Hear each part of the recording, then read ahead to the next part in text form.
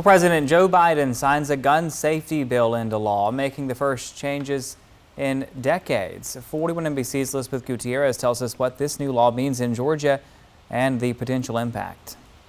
This local gun shop in Warner Robins says it doesn't expect any change in gun sales after President Joe Biden signed a bipartisan Safer Communities Act on gun safety bill. It's going to affect certain things.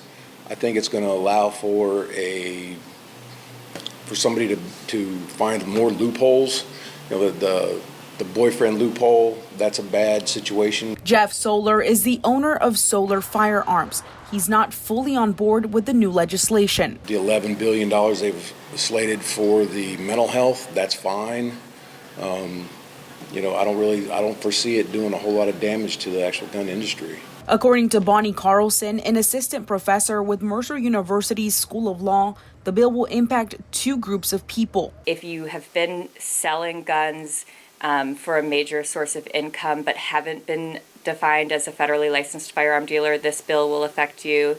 If you are in a dating relationship and are convicted of domestic violence, this will affect you. Carlson says the bill also gives Georgia the decision to take federal money to implement crisis intervention programs. It also allows Georgia to implement red flag laws. The law also creates the first ever criminal penalties for straw purchases of firearms. So, for example, a straw purchase is where a person who's legally allowed to buy a gun buys a gun generally for someone who's not legally allowed to. Mercer says there's no timeline on how soon we could see the red flag laws if Georgia decides to implement any.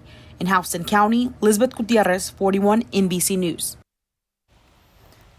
And another impact in gun legislation happened during the Second Amendment decision in New York on Thursday, opening the door for legal challenges to existing gun laws, making it more difficult for states to pass gun control laws.